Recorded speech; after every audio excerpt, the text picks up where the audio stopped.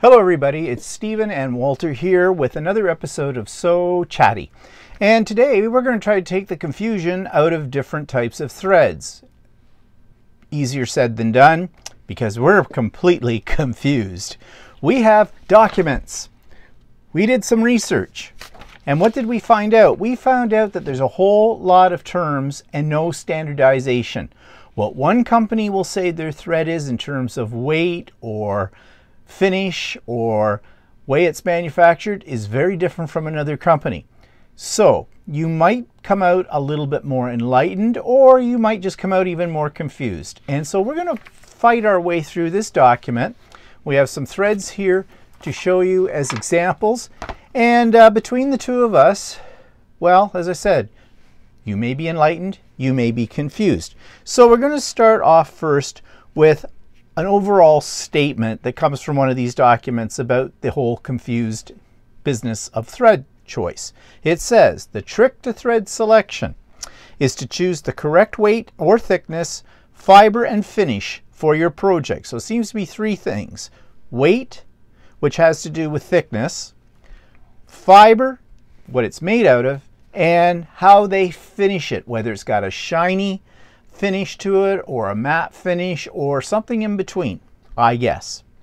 Generally speaking, they say all-purpose polyester thread works well for most general sewing projects. In other words, I think what they're saying is if you can't figure it out, try a general everyday polyester thread and that should get you through everything. I don't really agree with that because well, I shouldn't say, but when you're making garments, do you use polyester threads? Sometimes. Okay. When you're making a quilt, you can use polyester, but you generally speaking, you use cotton thread. People when they think of polyester think of the old days or disco, one or the other, where you know that shiny synthetic thread. And if you ever had a pair of pants, for example, hemmed with polyester thread, which they did in the 70s and the 80s a lot, and it started to come out. I think the polyester in the 70s and 80s were a different yeah, it is. Quality. Well, I was getting to that, but but just jump right in anytime. Okay, no problem. What I was going to say is if you remember back, if you had a pair of pants that were hemmed with polyester thread, they used that because they could make it almost invisible. But when it started to unravel, it unraveled. I mean, it just went. I mean, there were many times I remember being about to go into a classroom to go to class in the early days of teaching, and the hem in my pants had dropped out, or one of the ladies, the hem in her skirt dropped out. So we did what most teachers do. We reached for our handy dandy masking tape or stapler and fixed it that way. But polyester today, apparently, from what I've read, isn't like that polyester anymore. You may have threads that have a polyester core, but they wind other like cotton thread around that core, and that's kind of the finish on them. And it does talk in this argument, or in this article, not argument, in this article about these kind of things. So just overall, it says thread is either animal-based, plant-based, synthetic, or a combination of those. It is, in its simplest form, thread consists of 2 or more plies of yarn twisted together. It can either remain soft, which is untreated, or be treated with a special finish to increase its performance and appearance. A thread can be monofilament, which is basically one long ply, and often monofilament is often associated with invisible thread, or composed of multiple filaments, 2 or more plies. Once it is spun, it's finished to accentuate project-specific features. It can be wax-coated for shoemaking or silky smooth for low-lint quilting. It can even be finished with a vibrant color-reflecting sheen like quality embroidery thread, which we will be showing you some examples of what they mean by that. But then they get into terms. This is where things start to get a little hairy. First of all, they talk about something called cord. And this means when multiple threads are twisted together, they create the corded thread. So what I was saying about a polyester core, and then other thread types wrapped around that to give whatever the final product is. These are commonly described as 4, 6, and 9 ply thread. As you can imagine, a corded thread will be stronger and thicker. So I guess the stronger and the thicker the thread, the They suggest here that they're used for things like leather work and shoemaking and stuff like that. Then there's something called core spun thread. This type of thread is composed of a core of continuous filament polyester that is wrapped with either cotton or polyester yarn like a cocoon. These combined threads provide qualities from both fibers, with the outer fiber providing the finished look.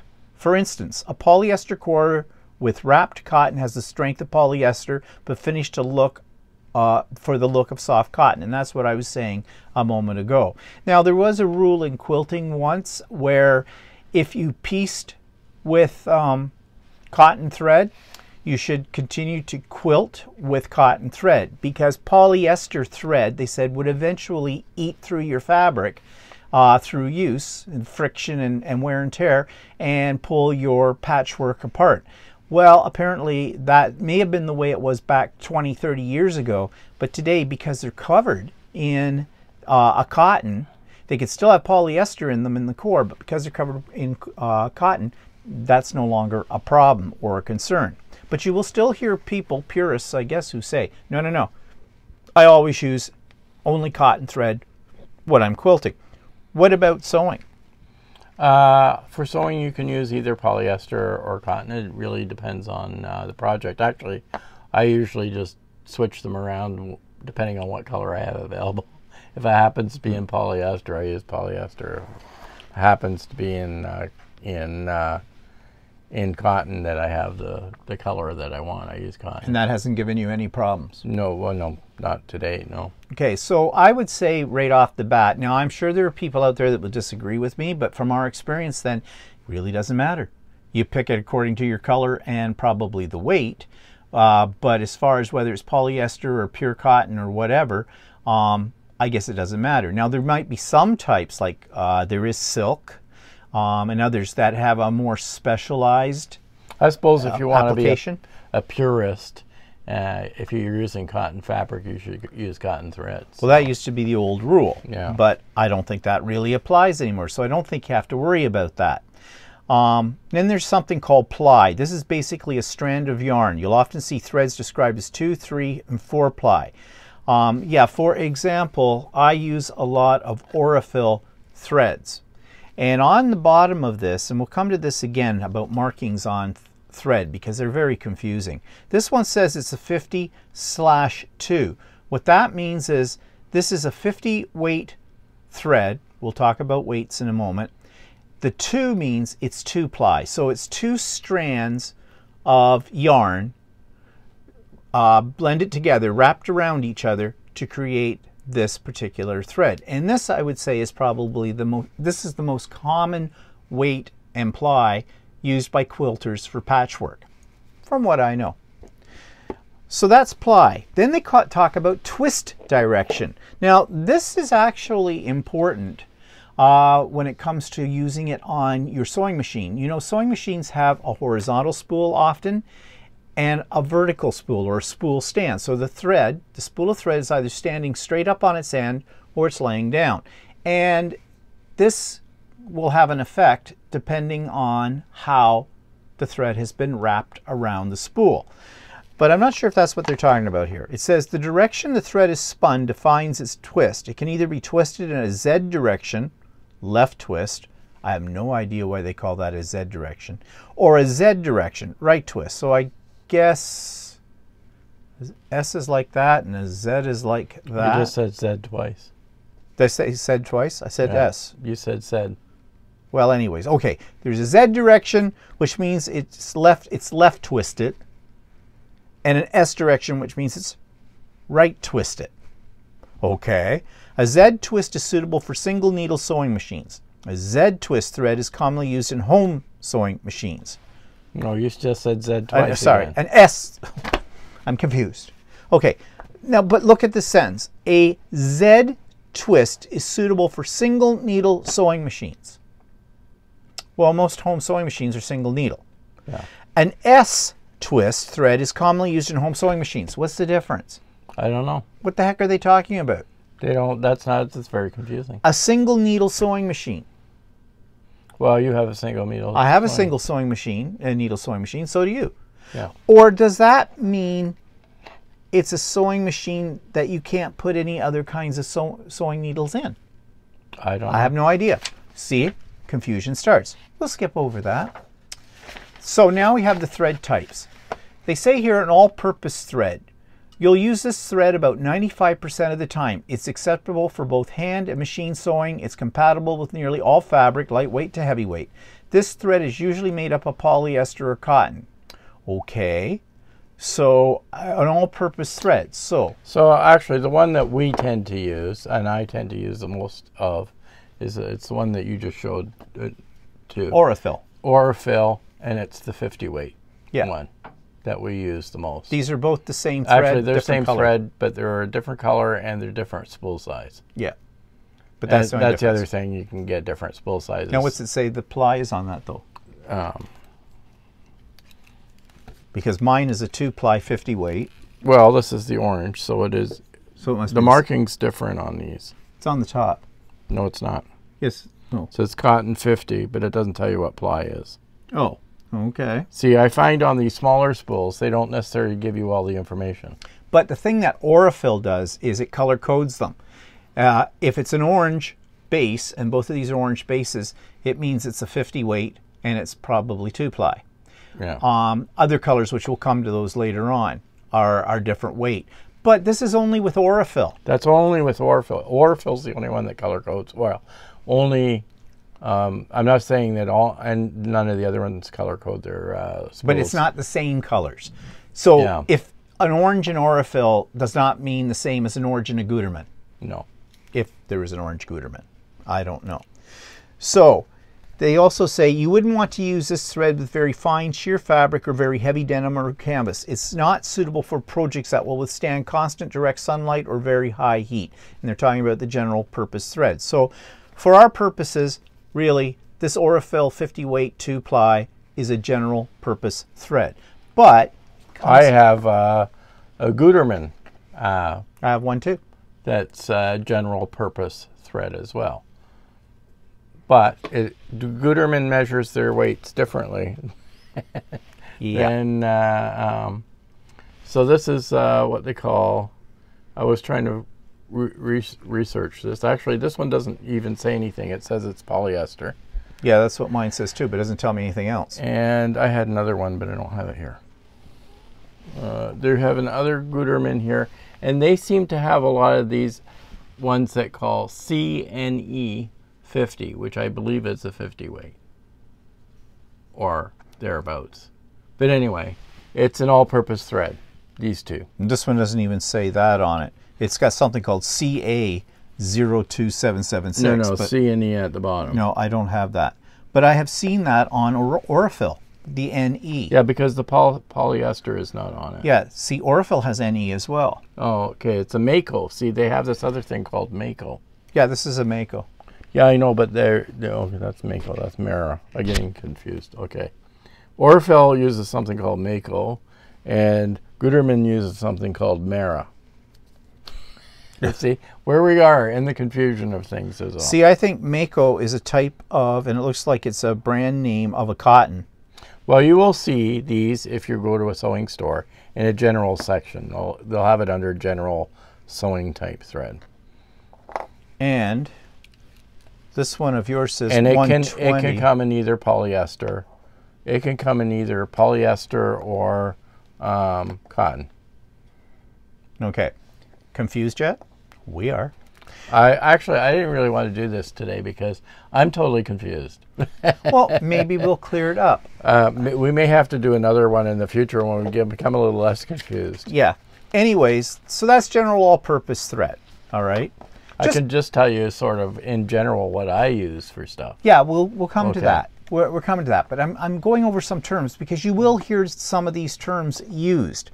So clear thread. All right, also called monofilament and continuous filament thread. This type of thread resembles a very fine fishing line and is useful when you want your stitches to be invisible. Its nylon base makes it strong and able to withstand tension.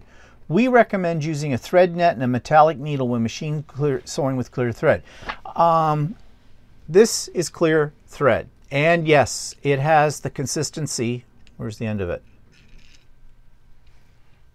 It's like a very fine, see, it's very fine. You can hardly see it.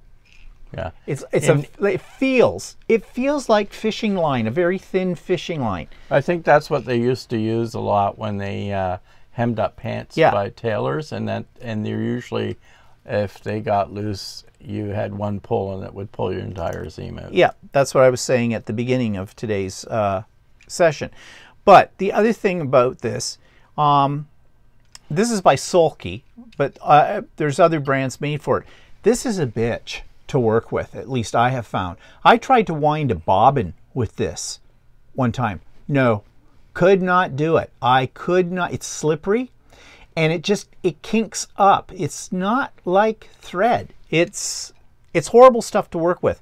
There is something though that you can use in substitute for this, and it's called it's by Wonderfill, and it's called Invisalign or Invisifil, I think. Invisifil, which is not a true, it's a type of monofilament, I think, thread, but what it does is it's more transparent, so you pick a color close to the color you're going to be sewing in, and it sort of picks up the color, and that's what makes it sort of disappear. I think it's a finer weight. Yeah, it's a finer weight thread. It's easier to use than this stuff, I can tell you that. I think, oh, here it is, here. I've got some right here, Invisifil. This one's never been opened. I bought a tan color, so even though it looks dark here on the spool, when you're actually sewing with this, if it's next to a darker fabric or a brownie or tan or fabric, it'll pick up more of the color in the fabric somehow, because it's kind of translucent with it. Now, I have not worked with this very much. In fact, this one's still got the wrapper on it, so I don't know why I bought it, but I did. And it's by Wonderfill. But I would suggest that if you need to use something that's almost nearly invisible, forget this stuff, this monofilament nylon stuff, and go with the Invisifil. You'll just have to pick a color that's a little bit closer to what you're sewing it on. So that takes us to embroidery threads. This term includes machine embroidery and hand embroidery thread or floss. Embroidery thread is made from a variety of fibers, rayon being the most popular due to its high sheen and affordability. Though rayon is very popular, polyester embroidery thread has made large strides and is now stronger and more color fast than rayon. You can also find embroidery thread made of cotton and silk. So you know from past episodes that I like Floriani. Floriani is a polyester, but it has a sheen to it. It's a fairly strong thread as well. How can you tell the strength of the thread? Take a little off and just pull and keep pulling and see how far you can go to how much tension before it will. Actually, I'm putting quite a bit of pressure on this. That's strong. Whereas if I was to use my cotton thread, do you have a, you have one here. I'll pull on that. This is an Aurifil, and it's a cotton thread, and I can't get it unwound here. Here we go. So, holy crap, that's Stevens. Wow. Wait, that's thread. Oh, that's holy crap, that's strong stuff. Sorry, that's the heavier thread. Jeez. Okay, can't find the end. Is there an end? That's a brand new spool. So okay, so how do you usually get out? I don't know. The end caps don't come off? I don't use the small ones. I forgot to bring one down that has that I use regularly. Here's an Aurifil. This is the one I was piecing with earlier today. So, see that? See how little? So this is a much not as strong as an embroidery thread. Now the reason embroidery threads tend to be stronger is because you're doing a lot of stitches in a small amount of space, and you're stitching over top of other stitches as well, so it needs to be strong. And Floriani is. It also has a nice sheen to it. Now you've got another type of embroidery thread. Yeah, I have the Super B thread that Monfil sells. It's a 5,000 meter cone, and oh geez, I don't know. Yeah. That's pretty strong. Yeah. That's as strong as the Floriani. So, and it's got a sheen to it as well. Yeah, it's fairly shiny. But see, here's where the thread difference sizes come, is that this is considered a 40 weight, and so is the Floriani. But if you compare the two together, this one is actually a little thinner. Is it?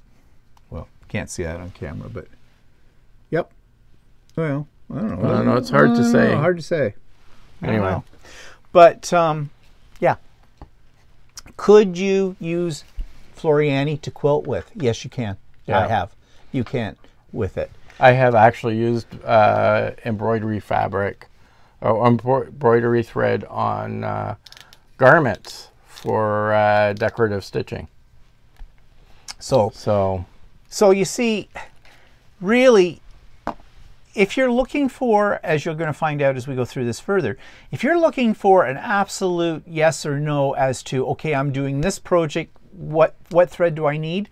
There's no real rule. You use what works for you. You have to experiment a little bit to see what you like best. The only two threads I use are Aurifil and Floriani. Those are my two chief go-to threads. Aurifil for piecing, Floriani for embroidery. And sometimes I'll use the embroidery thread for quilting, or I'll use the Aurifil.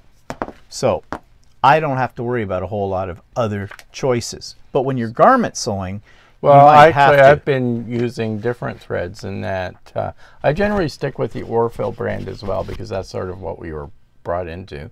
But I've been experimenting with different weights of threads. So Aurifil, one of my recent garments, I had to do a lot of top stitching, and top stitching requires a thicker thread. So I went to an Aurifil, what they call red spool, which Steve just tried to pull apart. And the red spools are a 12 weight thread. And mine says on the bottom 12/2, so it means it's 2-ply. Well, and in Aurifil, the smaller the weight number for the thread, the thicker the thread. Yeah. And the higher the number, the thinner the thread. So this is actually a very thick thread compared to the 50 weight thread. And holy crap! Yeah, you're not going to be able to break that very easily. Jeez. That's a strong thread. But see, Aurifil does, I don't want to get into color coding right now, but Aurifil does things like color code their threads. This is what an Aurifil 100% cotton 12 weight on a red spool, right? This is also Aurifil, but it has 50% wool in it, and it's a 12 weight. And you can see the wool in this. I mean, it's hard right on the camera probably to see it, but if you look the way it's draping, it looks a little kinkier. It looks almost like a thin wool yarn, but that's because there's wool in this. So like you can see this thread across my arm, right? And do we have there's my Aurifil 50, which is a purple as well, but it's not as dark. No, and it's definitely thinner. And it's definitely thinner. Hold your arm up a little bit more. It's hard to see. That 50, this is a 50 weight thread, and this is the 12 weight thread. Yeah. So you can see they're much different in size. So basically with Aurifil, the lower the number, the thicker the thread. So the higher the number, the thinner the thread. And you can go up as high as 100. 100 is very, very fine, very thin thread. But then what ends up happening is when you use a 12 weight thread as your top stitch, you can't use this in your bobbin. You have to use a regular weight, 50 weight, or a thinner weight thread. Actually, some people use 60 weight and 70 or 80 weight in their bobbin when they're top stitching, because all you care about is this thick thread on top of your material. Because you want to see it. Yeah. You want to see it. Whereas in quilting, you wouldn't use a thread that thick in terms of patchwork, because your thread is buried. You don't see it in the patchwork, but you might want to use something like that when you're quilting, something thicker, because you want it to show up better. But then that brings up the problem that we talked about last week.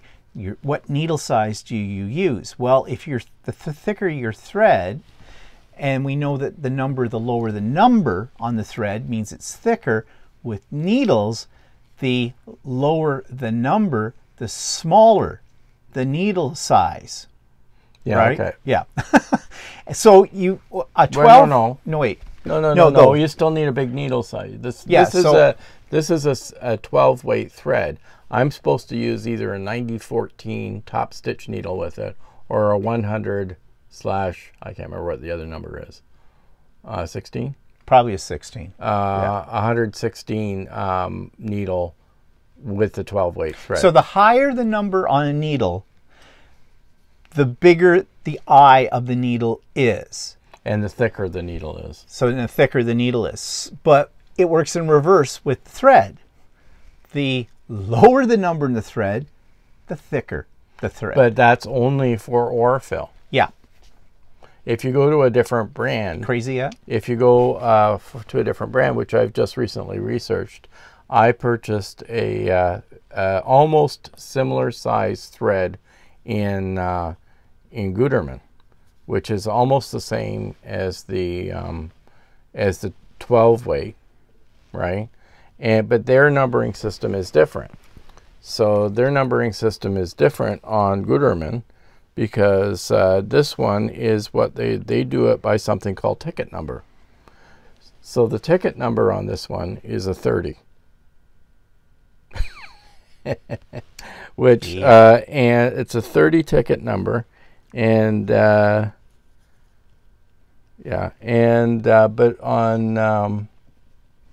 then I bought a thinner thread as well, a thinner Gutermann thread, which is a ticket number of 70. So I guess in Gutermann you can say that the lower the ticket number, the thicker the thread.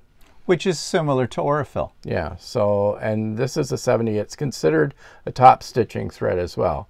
And I believe that if you get a ticket number of 100 on Gutermann, it's considered a regular size thread. Confused? Yeah. So generally speaking, based on what we know of threads we have, generally speaking, the lower the number, the thicker the thread. Okay. Let's move on. Just to finish up with embroidery, there's also embroidery floss, and that's for hand embroidery. And I'm not going to get into much of that because we don't do any hand embroidery, but the thing is, you couldn't get that mixed up with machine embroidery thread because you can't use floss in a sewing machine. Well, no, you can't. Well, you don't have it on a spool. Excuse me. Floss usually comes in like strands, and those of you that are hand embroiderers know, you separate the strands, and you might use 2 strands, you might use 1 strand, you might use more than 2 strands, whatever, with that kind of thing. Now, can you hand embroider with something like Floriani? Yeah, sure. Yes, you could. But you can't the other way around, unless, of course, you wanted to take all your thread and wind it on a spool. Hand embroidery wouldn't be thick enough or I would think the Floriani wouldn't be thick enough for hand embroidery. Probably not. Because the floss that's used for hand embroidery is much thicker. Yeah. So, but you're not going to get those mixed up when you go to the store because of the way they're sold. Well, what'll end up happening is you get used to 1 or 2 different brands, and then, for instance, for me, I suddenly found myself I needed top stitching thread. So most of the time, all I did was use my Orfill orange for piecing, and then I had to get thicker thread for top stitching. So I ended up having to investigate getting top stitching thread. However, there are other kinds of threads that you might want to use, like, I mean, don't jump ahead. Okay, so we'll come back to that. Let's keep it in line. I'm using this document to keep us straight. Okay, there's something called elastic thread. I guess it is what it says it is. This type of thread is great for gathering and shearing fabric due to its high stretch and rebound. Okay, well, I have not used elastic thread. I've never used elastic thread either for anything, so we're not going to worry about that. Then they've got something called heavy-duty thread. This is thread engineered to withstand high stress and tension. Okay, just as the name says. Consider heavy-duty thread when sewing heavyweight fabric like canvas or duck cloth that will encounter a lot of wear and tear. Camping gear, luggage, and sports equipment. Okay, we don't sew any of that kind of stuff either, so we don't really worry about that. Then they have something, though, called industrial thread. Industrial thread is really a two-part term. It can either describe the spool size, like a 5-pound spool, or convey strength not found in the home sewing realm.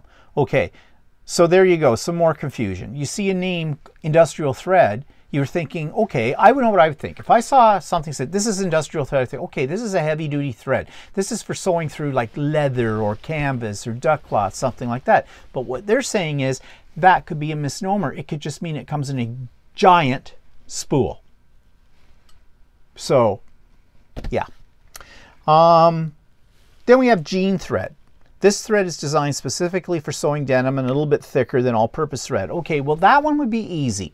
I mean, for me, I mean, I don't sew garments, but basically if I had to sew through jean material, and I have before, I made a bag once that was made out of jean material. I will never do that again. And I don't think I use jean thread on it though. No, a lot of times the jean thread is something that they see on the outside. So it's like a top stitch thread. Yeah, so people will use a top stitch thread, or they'll use a little bit thicker but not as thick as top stitch, which in this case, or it might be the Orfil Gray, which is a 30 weight thread, which is it's a heavier thickness of thread. It will show on the top. Yeah. But it won't be as thick as the top stitch thread. Okay, so they were talking, your sewing group, they were talking about making a jean jacket. Were they recommending you use a jean thread? Was the instructor? Okay, with it. So, I mean, that one's kind of a no-brainer to a certain extent. I mean, if you're sewing in jean or denim fabric, then you'll probably want to use a jean needle with jean thread. Yeah, that seems fairly straightforward. Maybe. I don't know. I have never done that. Now, then we get into specialty threads like metallic thread. Walter's got a couple of metallic threads sitting over there. It says metallic thread is used to embroider and sew decorative top stitching. It isn't very strong and breaks easily, which is why it needs the white glove treatment. It's usually made with polyester core and wrapped with slivers of metal foil or tinsel. Do not use with high heat or steam as it will weaken and destroy the stitches. Okay, sewing with metallic threads is a bitch. I can tell you that. Okay, so I have two samples here. I have a variegated one, and then I have a gold one. And these were listed as back to a different size. These are a denier. Oh, denier. Actually, we're going to come to denier in a moment, so just hold that thought. Which is a different size again. So anyway, these are ones I've bought from the Monfil site, and I've used it for sewing. I've used it for embroidery. But it is, I have to slow down my speed on my sewing machine for it. And, yep, it's not very strong. It's not as strong as regular Floriani. Yeah, that's the one tip. If you're going to use metallic threads, you're going to have to slow your machine right down if you're doing embroidery, machine embroidery. Probably in a regular sewing machine as well. I don't know. I've really had limited experience with metallic thread. In fact, I think I've only ever tried it once. It broke like crazy, and I said, nope, scrap it. I did actually try it on high speed on my embroidery machine, and it broke more frequently than if I put it down to a lower speed. It didn't break as easily. I mean, it's very pretty in something. It is really nice. But I would not try to do a whole piece in metallic threads. Now, there's going to be somebody out there who's going to come back at us and go, well, I use it all the time and I've never had any problems and blah, blah, blah. Yeah, okay, good for you. That's what I say to those kind of comments. Good for you. Glad it's working for you. Carry on. You're doing something right. I mean, we're just telling you from our experiences. Yeah. And we're not a Bible on thread because we're not even close. Definitely have not used everything. I think a lot of times it's whatever thing you're sewing, whether it's a garment or a quilt, and you use a thread that's appropriate. Sometimes if you go to your local dealer or whatever and you say, oh, I'm sewing this kind of fabric and I need a different kind of thread, like a top stitch thread or something, they can guide you to what kind of thread they suggest you would use. The other problem is no two machines are the same. If you fooled around with the tension on your machine, or your machine has a different tension setting, and it could be the same, you and your friend could have the same exact machine and could have slightly different results. Yeah, like with the top stitching thing, I did a recent project on my sewing group with using top stitching, and I used the Aurifil red spool for top stitching, and it recommended using a 100 needle top stitch needle, or and I found that when I was using the top stitch needle, it wasn't working. I was skipping stitches and I was having a problem. When I went to a regular jeans needle, it worked fine.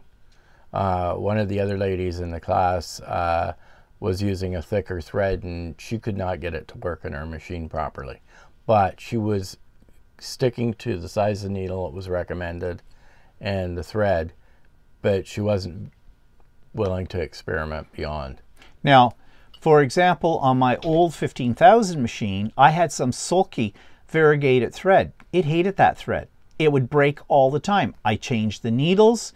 I did all kinds of things to try and get it to work, and I just gave up on it. Now, I have not really tried that thread in my new machine, my M7. It might work brilliantly with that. I don't know. But there is no fast rule for it. So if you go into your dealer and they say, oh, yeah, for this, use this, this, and this, and you get it home and it doesn't work, it's not necessarily because your dealer didn't know what they were talking about. It has to do with the fact that maybe your machine is slightly different from what the dealer's settings are on their machine, or they're quirky. You wouldn't think they would be, but they are quirky machines, so you've got to experiment. And you know, it's easy for me as a quilter. As I said, there's really only two types of thread that I use, and so that's fine. Garment sewing, a little bit more of a variety. You might want to write it down. Things that are successful for you, if you're afraid you're going to forget what those are, especially if you're like any person who sews. Whether you do quilts or you do garments, you probably have a collection of threads. I'm looking over off to the side here, and I have a whole rack of all kinds of threads. Mind you, I don't use them, but when I first got into sewing, I bought variety packs. And that was a mistake. They look pretty on the wall, but that's about it. So that takes us then away from metallic thread to quilting thread. Oh yes, and there is, before we leave metallic thread, I bought something called, and where is it? Give me a second here. I can reach it and show it to you. You can buy conditioning solution.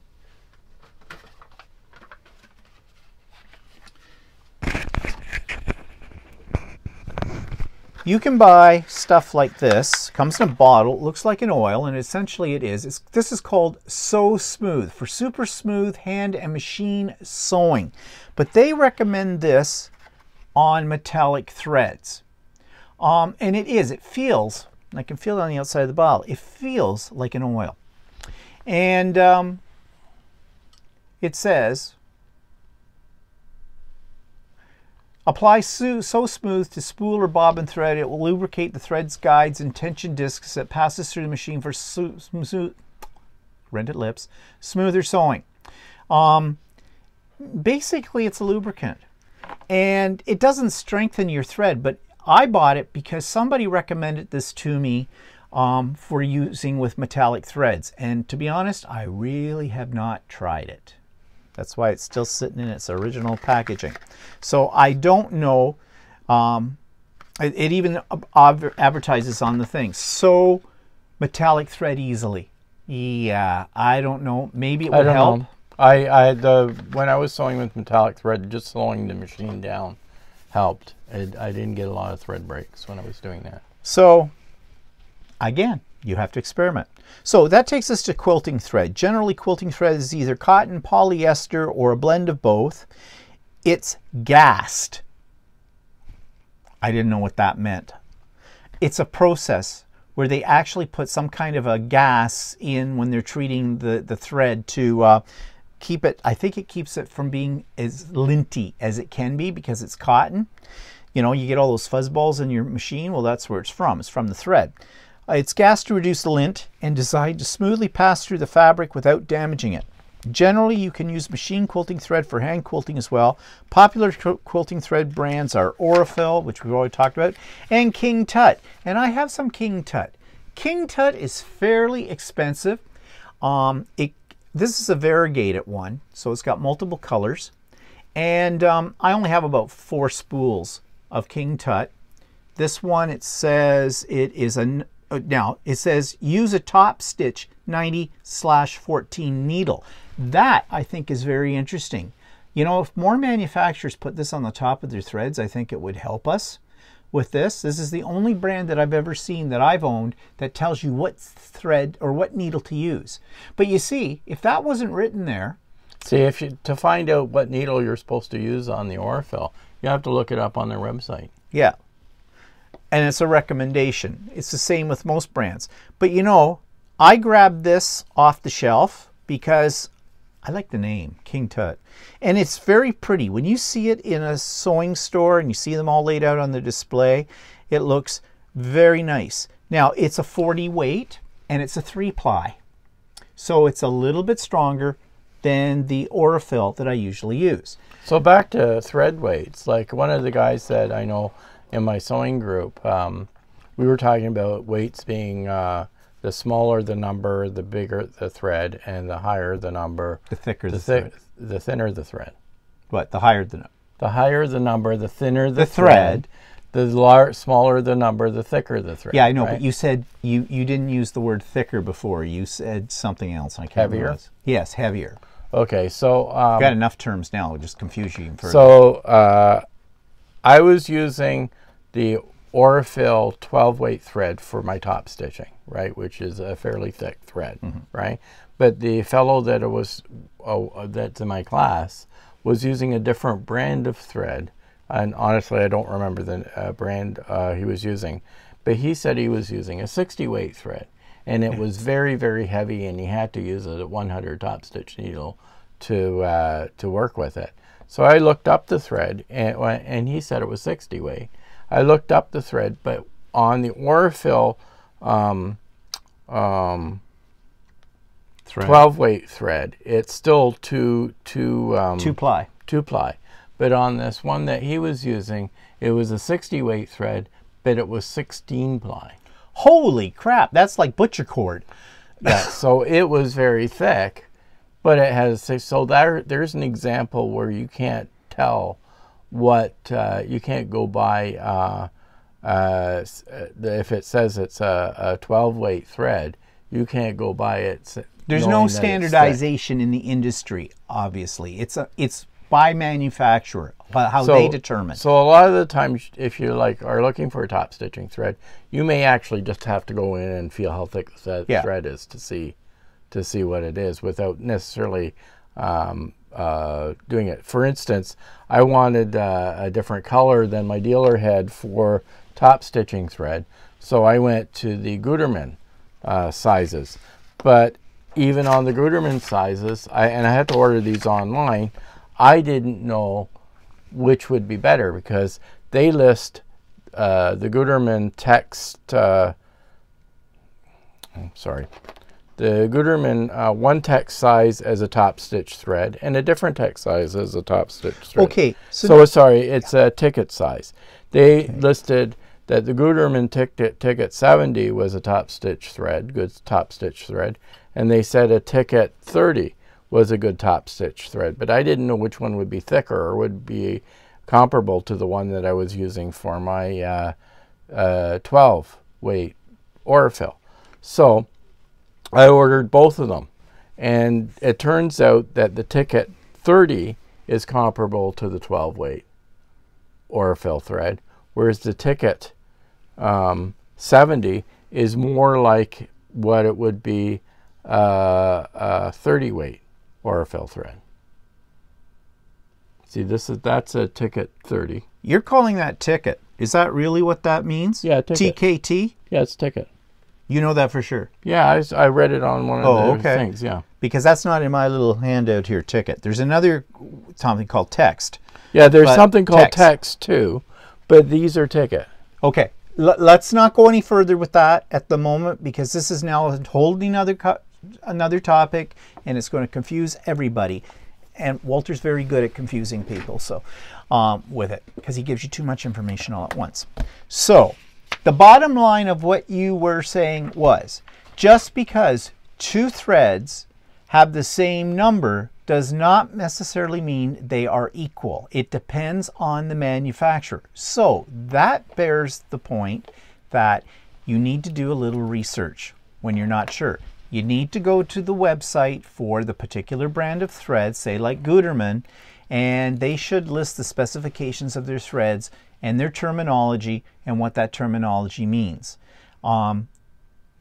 They don't transfer across different brands of thread. Do you want to confuse us with something more there that you're looking at? No, they also have something called Mara. Okay. No, stop. Too much Actually, I think the Mara is... I said stop. Hang on, the Mara and the ticket's the same. When I say stop, I mean stop. Because... I told you I was confused. Yeah, but now you're going to confuse everybody else too, and we're trying to at least clear some of this up. So back to King Tut. Okay. What I was saying about King Tut was they tell you on the top of the spool which needle to use, and I think that's very good. Okay. Because if that wasn't on this, and I looked at this, and it's in the quilting section of threads, I would go, ooh, pretty color. I will use this the way I use Aurifil. And that's not going to work because I don't use a top stitch needle with my Aurifil when I'm quilting. So I might have, I haven't tried this on my new machine, but I might have a lot of problems with this and think, oh God, I can't use this stuff. Maybe I can. I just need to play around with needle sizes and whatnot. So moving on. Okay. So that takes us to like serger threads. Now, if you don't have a serger, you can fast forward us through this. This is a serger thread. They come in many colors. That's a serger thread. Now, serger threads, it says here, to prevent bulk, serger threads are generally a bit finer than traditional sewing machine threads. And what they mean by that is, if you're not familiar with what a serger or an overlock machine, they're the same thing, just different names. All these names. Serger uses 3 to 4 threads in it. It's great when you're doing a rolled hem, or if you've got fabric that's fraying a lot, it will kind of bind the edges, but it needs 3 to 4 threads to do that. So that's a lot of thread. So that's going to make your seams bulk up. So this is why this thread is much thinner. Now, I don't know how. This is a 40 weight, it says on my spool, and I have a feeling that because this is a different company, this is Ep8 True Lock Thread. It's a spun polyester. I would think that a 40 weight in serger thread is probably not the same as a 40 weight in Aurifil. I don't know for sure, but I have a feeling. But it says serger, so I use it in my serger. Can you use other threads in your serger? Yes, you can. But then it comes down to setting your tension. And setting your tension on a serger is a little bit more complicated than setting the tension on a regular sewing machine. So again, experimentation. Then there's something called, oh yes, and by the way, serger threads come on really large spools. This is like 1,500 meters. The reason being is you go through a lot more of it. So that's why it comes on larger spools. But it tends to be cheaper than, say, Aurifil. Like one of these spools, I think sells for something like $3.99, $4.99, something like that. And it's usually a polyester. Yeah, it says that. I already went over that. Weren't you listening? Or yeah, you were busy playing with your spool. Yeah, so these usually are cheaper, but you usually need a minimum of 3 of them in one color if you're going to use all the same color. So, yeah. So, well, I use also this on my cover stitch machine. Yeah, but a cover stitch machine is just a glorified serger. Yeah, well, it's sort of a serger. Sort of a serger, yeah, in it too. So that's what you use there. Okay.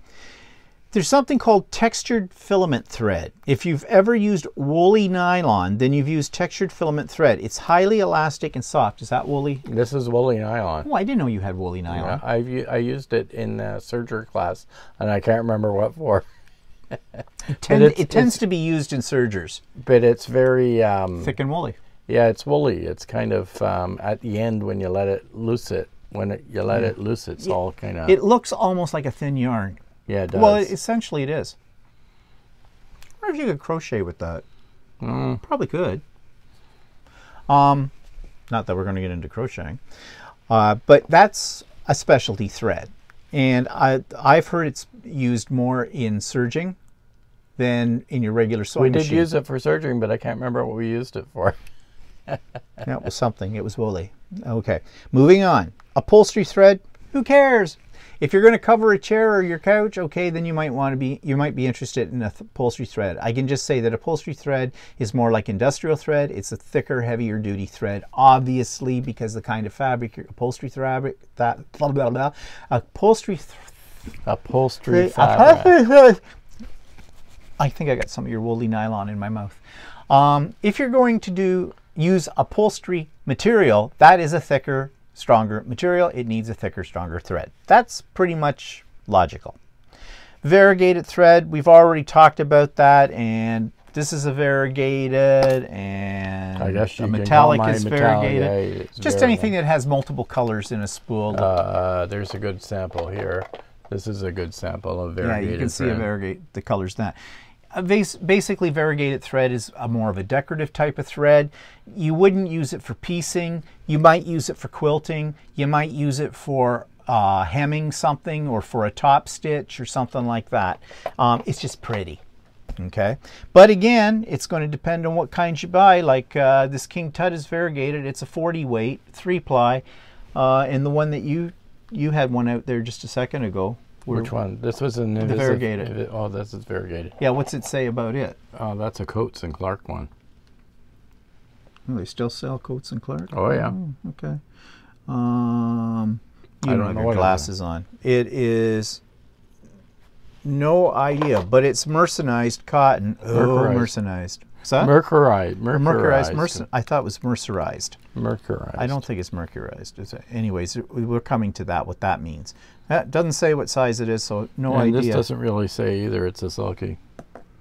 It says it's suggest use a top stitch needle. Yeah, it says use a 90/100, so it's a pretty thin thread then. But then there's no time. No, it doesn't tell you. And there's another set of numbers, 11/8, 90/100. Well, 90 is the European numbers we found out last week. 100 is the American number. No, that's for the needles. Yeah, I know. But down here, 11 slash, we don't know. What's on this end? It's made in Italy, so. 30 weight. It's a 30 weight. Okay. You could be there all day reading the packaging on your threads. Yeah, it is fairly thick. Like, compare it to the King Tut. Let's see, hold yours up. King Tut is thinner. Yeah, but it's a 40. I have a 30 weight Orifil here.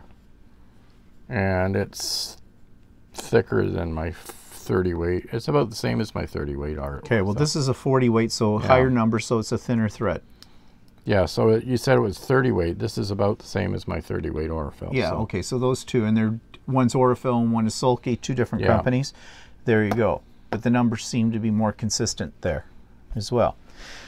Okay, then there's something called wax thread, and it just, what it says, it's water repellent. You'd probably want to use that kind of thread in anything that's a garment where it's going to get wet, like a jacket or something like that, but we're not going to get into that because neither one of us have used that. I have used wax thread before, but not for sewing. I've used it for bookbinding, and I don't know if it means the same thing.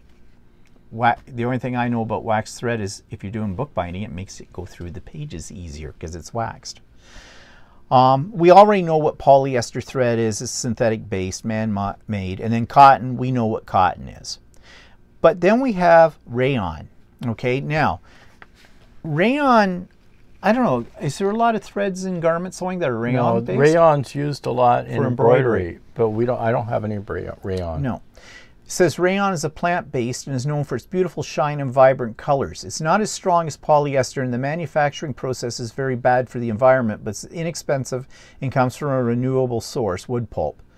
Many people use rayon for their embroidery, top stitching, and monogramming. We don't recommend rayon thread for seam construction because it's not as strong as polyester and becomes even weaker when wet.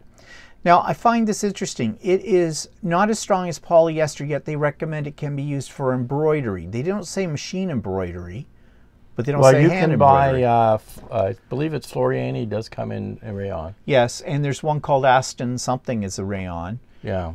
With that, so, but then maybe again, they might be thicker or something like that. It may have fallen out of favor because, it seems like everything we see in stores for embroidery thread pretty much is polyester. Yeah, polyester cotton. Then there's nylon. Well, we've already talked about nylon. It says this synthetic thread is relatively inexpensive and easy to use. It has good elasticity and it doesn't shrink. Nylon melts easily. Only use low setting with your iron. Okay. Then they have silk. Never used silk thread. This thread is fine, flexible, and strong. It's gentle on delicate fabric because it's not abrasive, nor does it create visible holes. It holds dye well and is known for producing long-lasting, vibrant colors. Silk is washable, lint-free, and comes in a variety of weights. So, to me, I would think that you would probably use silk thread for very fine fabrics, like silk. Like, yeah, like more delicate... more delicate stuff. Which we don't make. Which we don't get into because we don't do with ladies' lingerie. No. We're not into ladies' panties. And then there's wool. And yeah, wool is what it is. It's made from wool. And I know that hand embroiderers often like to use a wool thread, embroidery floss or thread for that kind of thing. So those are all the different fibers that are used. Then there's something called finishes. And it says after the thread has been spun, it needs to be given a finish. The purpose of finishing thread is both practical and decorative. By finishing the thread, it's given protective properties, allowing it to better withstand heat, water, and tension.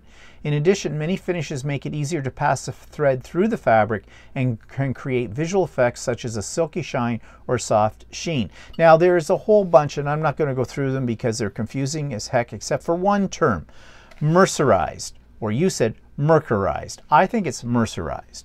But tomato. Yeah, this process coats the yarn, making it stronger and increases its luster. It's easier to dye and produces beautiful, rich colors. It's also resistant to mildew. However, it is less absorbent than unmercerized thread. This process also pre-shrinks cotton thread. So you can get mercerized, you can get unmercerized. I think at this point, if you're really going on about whether it's mercerized or unmercerized, then you know a lot more about thread than we will ever know. Because that is not something, I've heard the term, but that's not something that I ever look at when I buy thread. I basically look at color. That's about it. So now we get into how thread is measured. Okay, so we've had all these terms, and all these terms seem to have to do more with the actual manufacturing process, what it's made of, what it's made for. Now we're going to talk about measurements. There are many different ways, it says, in which thread is measured and categorized. You've probably heard of thread weight. Yes, you have, from us. But have you also heard of TEX, T-E-X, or seen 40/3 printed on a spool, or wondered what does this mean? It's confusing because different brands will use different measuring methods. Because there's such a lack of consistency and no agreed upon industry standard, thread companies often go by their own rules. So, here are some of their rules. Thread weight. How many kilometers of X thread is needed to equal 1 kilogram? First of all, I hear kilometers, I figure I'm driving in a car or I'm reading a map, all right? To get there. I don't consider like, oh yeah, I got 2 kilometers of this thread. I have never heard anybody in my life ever say that. But apparently this is a way that they measure how much thread. And they're saying that a kilometer of thread, and for those of you that are American, 1.61 kilometers equals 1 mile. Okay, confusion. From here on in, we will not be talking about miles. We will be talking about kilometers. So, 1 kilometer of thread equals 1 kilogram of thread. Well, that's a kilo. That's 2.2 pounds. No. Yeah, 1 kilo is 2.2 pounds. Yeah. That's a lot of thread. Yeah. This spool of thread definitely isn't that much because this is not weighing over 2 pounds. So why are they talking about this in this way? It says, when dealing specifically with weight, the smaller the number, the heavier the thread weight. We know that. So if you get anything out of this right now, that is one of the things you need to know, because it's not standard, but it seems, as we've discovered today looking at these, that several different brands use that number. Okay? So the lower the number, the heavier the thread. The higher the number, the lighter or finer the thread. So a thread listed as 30 weight is heavier than a thread listed as 50 weight because it only takes 30 kilometers of said thread to reach 1 kilogram. Okay, we were doing fine up until this point. So just forget what I just read to you. Most all-purpose sewing machine thread is 40 weight. I don't use 40 weight because I was taught when I first got into quilting to use 50 weight. Okay. So most of my threads are 50 weight. Yeah, well, the 50 weight on Orfill, on the color code, is orange. Yeah, and this is 50 weight as well. And their 40 weight is green. Yeah. So they're telling you to use the 40 weight. Yeah, but I don't. Now, when I talk to my quilting friends, it ranges. Some people swear by using only 40 weight. Others will use 60 weight. I'm in the middle. I use 50. Actually, for my sewing projects, I use whatever color I have in the thread and that matches my garment. And you want to know something? I don't think it makes a lot of difference when it comes to quilting. For that, as long as it's within that range, 40 to 60. If I have a 40 weight and it's in the color I want, I use it. And if I have a 50 weight in the color I want, I use it. See, some people get all uptight about how thick their seams are going to be. Because as quilters, we layer everything, right? We have 3 layers of basically fabric to go through when we actually do the quilting. So your first layer is your top, your quilt top, and that's where you're patching it. That's where you have the seams. So if you use a heavier weight of thread, when you get your layers together and you go to quilt it, you have bumps and bulges or more. There's more things that your quilting thread has to go through. So some people like to go to a 60 weight because it makes their seams a little thinner, less bulky. I have used, I don't have one here, but I have used a 60 weight thread, and I have noticed that the stitches disappear more in the fabric. Yeah. So, yeah, they do. So, you know, again, it's personal preference and all that. I hope you people are taking notes. I really do. And if you do, send them to me. Making sense out of it? Okay. So, now, there was this number that we heard, that Walter started to talk about a moment ago, and I said, stop it. Denier? Denier. Denier. D-E-N-I-E-R. How many grams do 9,000 meters of X thread weigh? You may also see thread measured in denier. For example, you may see a thread marked as Den 225. This number is saying that the weight of 9,000 meters of X thread is equal to 225 grams. The larger the number, the heavier or thicker the thread. The lower the number, the lighter, finer thread. Most medium weight thread is denier 225. Now, this goes in reverse of what we were just talking about weight. They're saying if it's a low number, it's a lighter thread, which logic dictates that the smaller the number, the lighter something is. That's just the way we think as human beings. But, so in a sense, denier is logical. But you don't see that on a lot of threads. You see WT, 40 WT, 50 WT, 60 WT, which means weight. And so we know from what we've already discovered that the higher the number, the thinner the thread. So this works in reverse. My metallic thread says it's 150 denier. Now, where did that metallic thread, who made that? That's it's called by a company called Metallic. It's by, I don't know who it's manufactured by, but it's did that come sold from by Montville? Yeah. Okay. Very confusing. I don't think I have any threads that say denier on them. So, okay. Now, then there's Tex, T-E-X.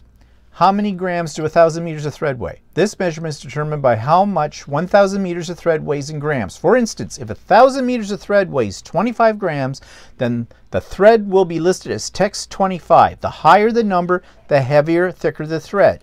The lower the number, the lighter, the finer thread. All right, so denier and text work opposite to weight, to general weight, like you have on Aurifil, King Tut, Sulky. Okay? So text and denier, what you'd have to know about those is the lower the number, the heavier the thread. On Aurifil or on King Tut or any that have like 50 WT, 40 WT, the lower the number, the heavier the thread. The heavier the thread. The higher the number. The lower the number, the lighter the thread. Okay. All right. No, I'm so confused. Okay. Denier, the lower the number is, the lower the number, the lighter the thread. Okay. So the higher number means heavier. Yeah. Right? The lower the number, the finer the thread. On text, yeah, okay, the higher the number, I was right the first time. The thread. The higher the number, heavier the thread on text. Yeah. And the same with denier. Yeah. Yeah. They work in... Oh, got a headache yet? I do. Okay. So they're saying the number standard. The number standard is tricky. I'm still not sure how the numbering is determined according to this writer. I do know that the lower the number, the thicker the thread. For instance, number 50 is thicker than number 100. Yes, we've determined that. Make note that number 100 is not the same as 100 weight. It's like kilometers and miles. They're completely different forms of measurement. Ew, this is a new one. So if your thread has a number, okay, I told you King Tut was 40 weight. No, it's a number 40. There's a number in front of it. It's not the same as a 40 weight Aurifil. 40 WT is not the same as the number symbol and the number 40. It says here that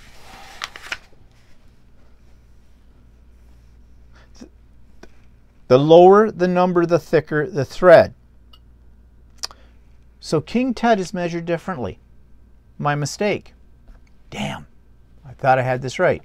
So these two threads, for, let's say this was the same. This is a 40 WT. This is a number 40. This is a... You can't tell because you're comparing you can't tell, two different threads. Yeah. Never mind. Okay. You can only do it compared to another King Tut. Yeah. Then there's something called composition labeling. I'm not even going to get into it. It has to do with tensile strength, which we were showing when I was trying to pull them apart. Tenacity, which there's some kind of mathematical formula explained in this. I don't know. Loop strength and knot strength. I don't care. I don't care. I'm not getting into that. So, are we completely and utterly confused? There will be a test. No, there won't, because we'd fail it. I guess the bottom line and why we've gone through all of this is because there is a lot of confusion about thread weight. Here's what I think you need to know, or here's what I think that I need to know. How do I determine what thread to use? Easy. First of all, pick the color you like, okay, for the project you're making. Also, know what fabric you are using. Are you using cotton? Are you using polyester or something else? Match your thread, if you want to match your thread, to your fabric. Then look at weight.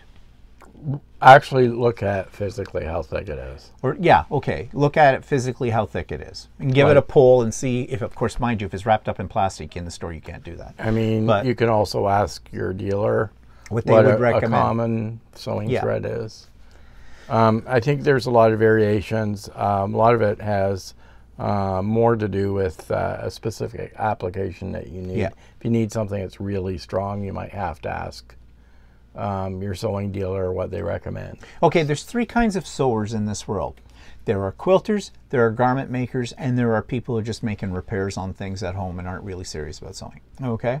If you're not serious about sewing, you don't really care, use a general all-purpose thread, whatever you can get, probably a polyester, okay? If you are... Oh, don't buy it at the dollar store. But don't buy your threads at the dollar store, because you're going to have nothing but endless problems with those. They break no matter what.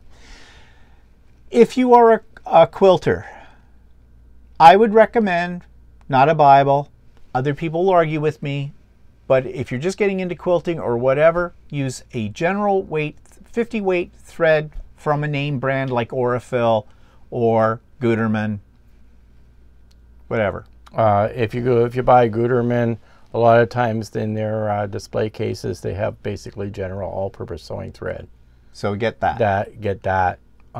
They don't really have a weight on it. They have something called CNE. Okay, no, stop. No, but, no. No more terminology. Thank you. If you are a garment sewer, generally speaking, what's your go-to thread for garment? Don't say, well, it depends on whether I'm doing a collar or cuffs or something. What would you say is the most frequently used weight of thread and type? About a 50 or 40. Polyester? Either. Polyester or cotton. Okay, that's all you need to know. That'll get you through probably 95% of your sewing projects. After that, you're on your own. Look it up to find out. As you get more experienced, I suppose you're going to know more about it. But as I've said, I stick to about 2 types of thread, and I think you stick to only about 2 types of thread too. Yeah, I have actually sewn with this, which is the serger thread, because I happen to be the only one that I have in the right color. Okay. Again, do we need to know that too? No, but I mean, it's something. We're already an hour and 11 minutes into this. Okay. So, and I have a big headache. So anyways, that's our little exploring about everything you need to know about thread. I don't know how much you learned, but... You might have confused the hell out of you. But I guess bottom line is you will realize you are not alone in the world about thread. And I've actually heard people who are experts, supposedly, about certain brands of thread get confused with it as well. So, yeah. Use what works, I guess. Play with it. If it keeps breaking, don't use it. If it's going along fine, you're not getting bird's nests out of it, it seems to be sewing all right, stick with it. If it's not broke, don't fix it. Okay, so next week on So Chatty, we're going to talk all about irons. We're going to talk about the irons we've used, and we've had quite a few different irons.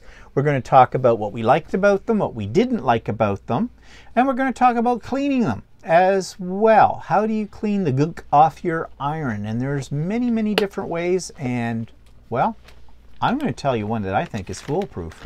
But that's for next week's show. So thanks for joining us today, and we'll see you next week. Say goodbye, Walter. Goodbye. Bye.